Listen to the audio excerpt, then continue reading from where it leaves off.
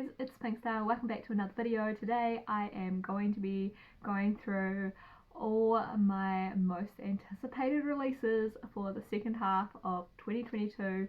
So this is everything from July through to December, and there are some really good ones. So yeah, let's get on with the video. Alright, first up we have Violets Made of Thorns by Gina Chen. This is a darkly enchanting fantasy debut about a morally grey witch, a cursed prince, and a prophecy that ignites their fate-twisted destinies, which sounds intriguing. Violet is a prophet and a liar, which is interesting, influencing the royal court with her cleverly phrased and not always true divinations. Honesty is for suckers like the not-so-charming Prince Cyrus, who plans to strip Violet of her official role once he's crowned at the end of the summer, unless Violet does something about it. So this, I don't know, it just seems really interesting, something a bit different, so yeah, quite looking forward to reading that one. Alright, next up we have These Twisted Bonds by Lexi Ryan. This is the second book to These Hollow Vows, which I read at the beginning of this year, and it's such a good book. It's like, yeah, love it so much. There's so much like backstabbing and I don't know, deceit. It was just so good. Thoroughly enjoyed it and would highly recommend it. So yeah, this is the second book and I'm really looking forward to reading this. I can't wait to see what is going to happen with Bree. So the whole story is Bree's sister gets sold to the Fae, and then she ends up going into the Faelands to try and get her back, and in the meantime she gets caught between these two princes that she kind of likes both of them, but she doesn't quite trust either of them, and you know, nothing's quite as clear as it should be. It's just, I don't know, really good. Really enjoyed the first one, so highly excited for this one, and if you haven't read the first one, you should. Right, next up we have Babel by R.F. Kuang, and this one I think is on most people's anticipated list. It just sounds so good. It's like another like dark academia, which is kind of one of those things that everybody's into at the moment, like one of those themes, like the whole dark academic fantasy is just really intriguing. I think the setting and everything is just really interesting, which is kind of what I like the whole societies and things that's usually involved in this sort of story, and just like the darkness of the world is always really intriguing. So yeah, this one is about an orphan Robin Swift who's brought to London by this mysterious Professor Lovell, and he trains for years in Latin, Ancient Greek and Chinese in preparation, we'll get there, in preparation for the day he'll enroll in Oxford University's prestigious Royal Institution of Translation, which is also known as Babel.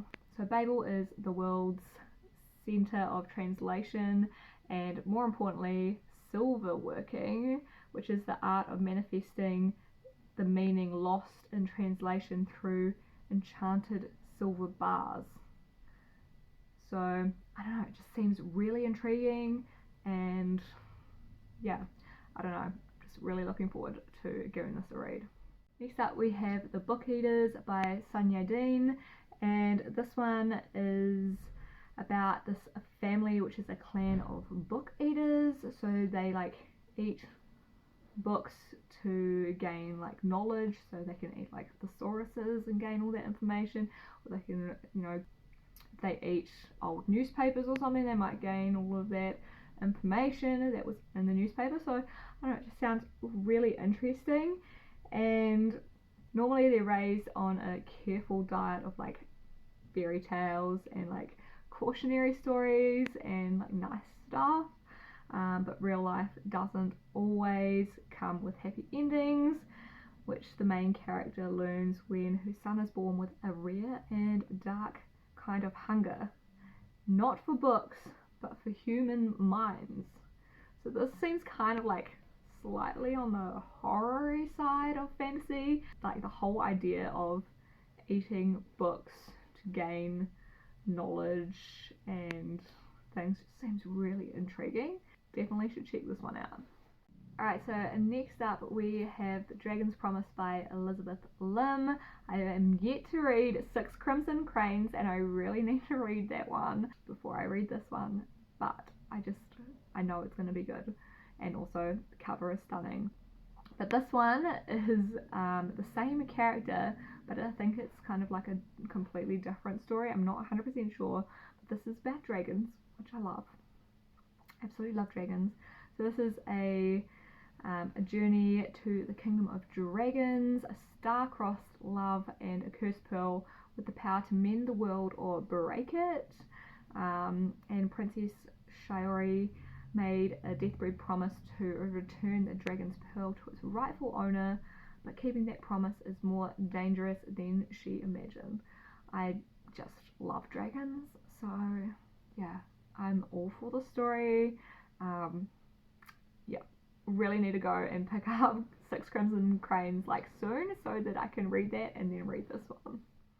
Next up we have A Whisper in the Night by Tina Marty. This is about an arranged marriage, a kidnapped general, and a plot to murder, and a princess is at the centre of all of them. Just seems really intriguing. So to save her people, the princess is to marry a prince from a rival kingdom. When the king's beloved general is kidnapped, the princess snatches her opportunity for freedom and strikes a bargain: the general's safe return for her annulment.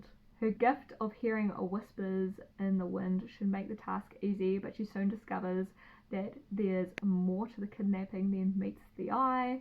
The whispers warn that the bringer of death is after her. Everything about him is lethal, but what scares the princess most of all isn't losing her life, it's losing her heart. So yeah, I don't know, it just seems like it's going to be a good like fantasy romance, and I'm all for it. Right, next we have The Ballad of Never After by Stephanie Garber, and I swear everybody's probably excited about this one. I haven't read the first one yet. I own it, but I haven't read it. So I need to do that like soon, because I just heard it's amazing. I've actually pre-ordered the exclusive Barnes & Noble signed edition of this one, as well as the pink version of the first book, because I've just got the UK edition, because that's what we get here in New Zealand. We get the UK editions, not the US, and usually the UK editions I like more, but I really love the US edition of this, so yeah, getting that when this gets released. So I'm super excited. Obviously this is carrying on from the first one, so I'm not going to go into it too much because I don't really want to spoil myself for the first book that I still haven't read. But this is following the same characters, and it is a duology, so this is like the final of the books, and yeah, really looking forward to it. Alright, next up we have Foul Lady Fortune by Chloe Gong. This is the first book in a new duology following an ill-matched pair of spies posed as a married couple to investigate a series of brutal murders in 1930s Shanghai. Alright, so 4 years ago, Rosalind was brought back from the brink of death, but the strange experiment that saved her also stopped her from sleeping and aging. She's like a vampire, kind of. It also allows her to heal from any wound. In short, she can't die. Now desperate for redemption from her traitorous past, she uses her abilities as an assassin for her country. Codename Fortune. So yeah, Foul Lady Fortune is what this is about, and I am really looking forward to this one. It just sounds really interesting. Also another stunning cover. Like, what is with these covers? They're always amazing. Alright, next up we have Fairy Tale by Stephen King. Yeah, I know, a fantasy novel by Stephen King. What? Not a horror for once, and this is actually, I think, a young adult. I'm not sure if it's a young adult or adult, but it is a novel about a 17-year-old boy who inherits a key to a parallel world where good and evil are at war, and the stakes could not be higher for that world or ours. so 17-year-old, so I'm guessing, yeah, definitely young adult. But yeah, so it just seems like it's going to be this like adventure story where this boy goes on this adventure to another parallel world and has to obviously save both, probably, I don't know, but it just seems really interesting. And yeah, just the fact that it's Stephen King, who's such a well-known writer, and obviously he writes phenomenally. Yeah, I just think this is going to be really good, so yeah, definitely one to check out. Right, next we have Defend the Dawn by Bridget Kimura. Yeah, so this is the second book to Fire the Night, which I still haven't read. Another one that I really need to get on to reading, and I'm really looking forward to it because it sounds so good. But yeah, another amazing cover. I'm not going to go into the story too much, I don't want to read the blurb because it will ruin it for the first one, but pretty much it's two people are going on a journey to save their kingdom, so we love that. Alright, so next we have The Atlas Paradox by Olivia Blake, which is book 2 to The Atlas 6, which is guaranteed to have even more yearning, backstabbing, betrayal, and chaos, which I am all for. So really looking forward to reading this one. I have pre-ordered this as well. I think I got the Waterstones edition of the first one, so I think I pre-ordered the Waterstones edition for the second one, so they matched. But this is 2 magicians, 2 rivalries, 1 researcher, and a man who can walk through dreams. All must pick a side. Do they wish to preserve the world or destroy it? I think everybody's looking forward to reading this, so yeah. Alright, second to last we have Chain of Thorns by Cassandra Clare. This is the last book in the Last Hours series. So I've read the first 2, so this is the last one. If you haven't read the first 2, you really should. This is probably one of my favourite series. The Infernal Devices, I think, is probably my favourite, followed by this one. So the Last Hour series is about James and Cordelia. Cordelia is like the main character, and yeah, it's just like another Shadowhunters book. Did anyone see that hair, like dog hair, just flying? Anyway, so I'm not going to go into too much if you haven't read the first 2. James and Cordelia, they must save London and their marriage in a thrilling conclusion to the story. Obviously, London is now under threat of Prince Belial. If you read the first 2, you know about it. If you haven't, pick them up and give them a read. If you haven't read any of the Shadowhunters books, I'd definitely start with the Mortal Instruments. Oh my god, the sun is coming through like really bad. I need to hurry up. But yeah, if you haven't read them, you should start with the Mortal Instruments, and then, or even if you want to start with the Infernal Devices, but I feel like the Mortal Instruments gives you the best insight to the Shadowhunter world, and then you can read the others after that. But yeah, Last Hours, really good. Super excited for the last book in this installment. Alright, lastly we have Heart of the Sun Warrior by Sulin Tan, and this is obviously the second book to the Daughter of the Moon Goddess. So there's a duology, so this is the final conclusion to that story.